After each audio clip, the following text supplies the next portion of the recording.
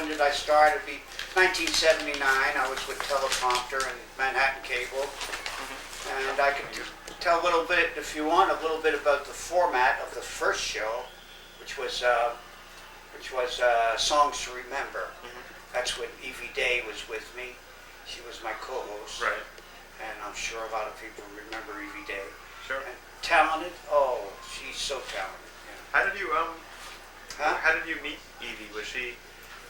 I was doing a nightclub bit, and it was a strange way of doing it. My piano player bailed out the last minute.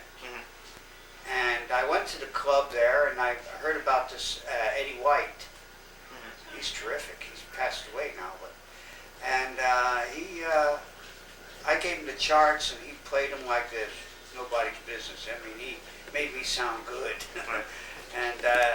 And through Eddie White, I met Evie Day, because I says, hey, I got some charts. You want to go over them with me? So we rented. That's when they had Broadway Arts. I don't know if you remember Broadway Arts. No. Well, we rented a room at Broadway Arts, and this lady was with him, a pretty lady, and she had her clarinet with her and all, but she didn't play then. But she's talented. She plays any instrument. She's made all my arrangements from then on. She's made all my arrangements. I have medleys of 5 or 6 songs. She puts them together so pretty, and makes me sound great. You know, I mean, the way it sounds. Hey, this guy's good, but really, it's the arrangement that's really good. You know, and she's terrific. And you wrote some songs with her, right? Oh yeah. Which well, like when we made our first show, my TV was called Songs to Remember, and we both collaborated together, and we wrote "There Are Songs to Remember," and that was my opening theme. Did you two write Nostalgia? The song Nostalgia? Yeah, we wrote that too. Yeah. Nostalgia. Yeah, she always sang. You never sang that alone. She always. No, right on the end, I would come in with her. Let's see, what a wonderful. I forgot. I can't think of it. What a wonderful word. What a wonderful word. It is nostalgia. It's nostalgia. Yeah. What makes those time-worn memories? Yeah. What makes this time seem so fantastically swell? Well, I guess only time will tell. Yeah. They were the good old days.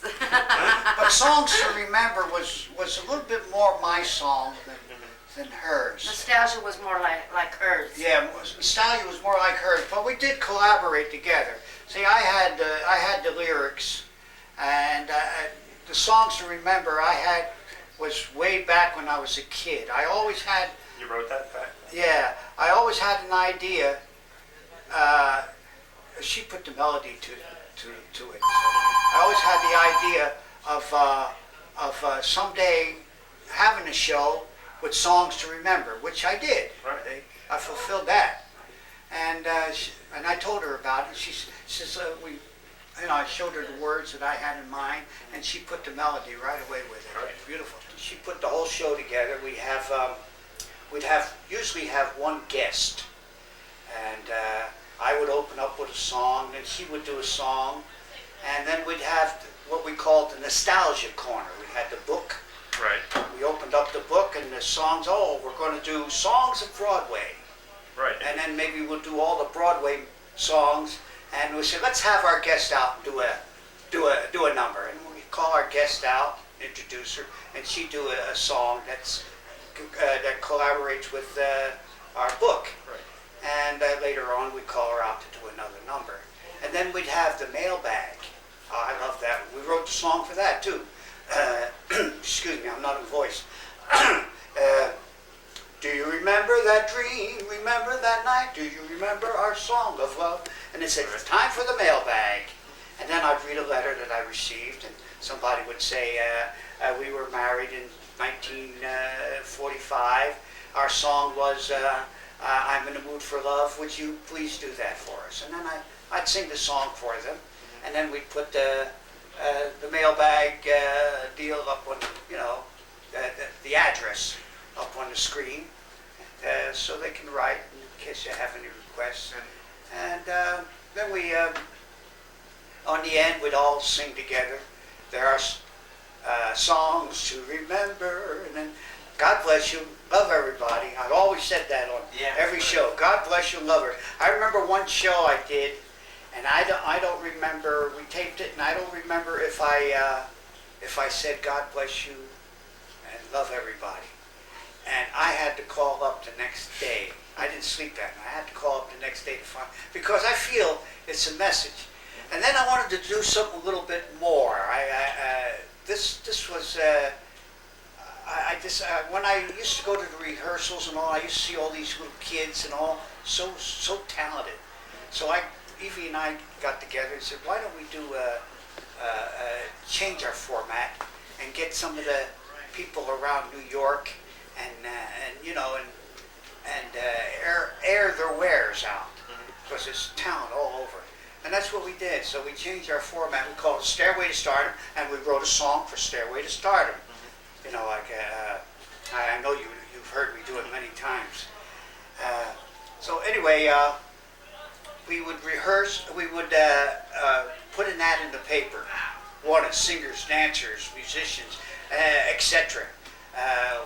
Wanted for Stairway to Stardom, cable TV show, and then they would come, and then we would audition them, and we would pick out the ones we thought were talented, and we put them on the show. We like to have 3 or 4 on the show, and that's what we did. And some of them have gotten pretty good. I mean, we had one fella, he was a comedian, and I got a call, and he got 5 weeks booking in New Jersey. Which, Remember his name? Huh? His name? Yeah, Wayne Rubin, I believe was his name. Wayne Rubin. Very nice fella. Pardon me. I just come off of a cold. And I remember here's one. I'd like to tell this story. I've told it many times. I had a little 5-year-old on my show. And after she sang and danced and did very well.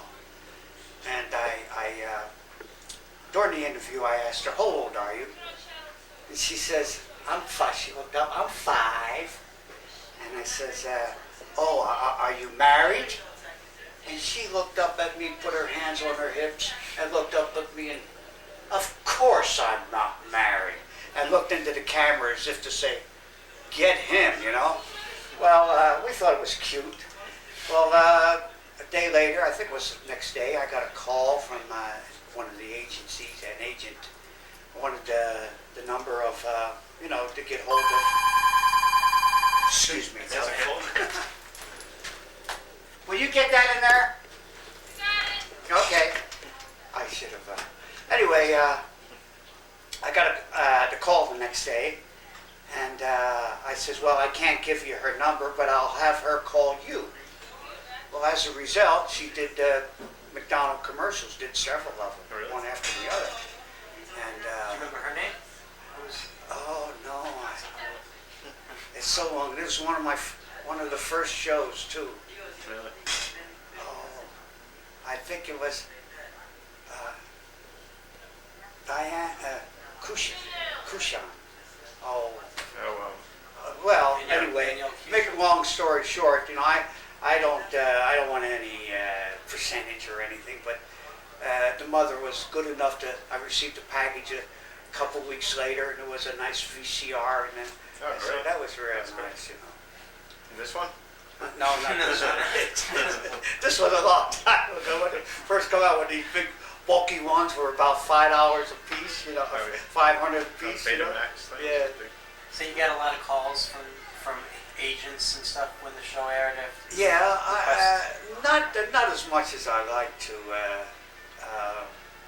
Sometimes to be 1 week I might get when we had the mail segment. 1 week I might get 10, 12 letters, 15 letters, and the next week I won't get any. So I just revert back because I can't answer all the letters, on the air. So I would, answer requests as much as I could. We kept ahead on the mail. Not too much from agents, not as much as I like to. I was on a shoestring budget. Everything came out of my pocket. I didn't even charge some people. They used to tell me, "Why don't you charge them?" At first I did, and I felt uneasy about it. Really? And then I started, and I said, no, I'll just pay for the, and in the early days, when I first started, I can rent the studio for $50. Yeah. And now it's around $350, $400 just for a half hour's taping. And that's why you don't. And they rush you.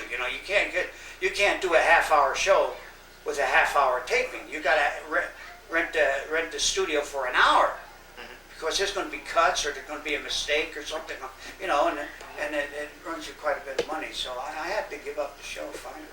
So do you have I'm any? hoping I get a sponsor, Right. that would sponsor me, and maybe because I like what I'm doing. I like what I was doing because it was helping others, and it helped me too. I like to sing. I'm a ham. My father was in show business, and he was a comedian. My brother's in show business. So. What does your brother do? Huh? What does your brother do? My brother was, well, he's not doing it now, but he was an operatic singer.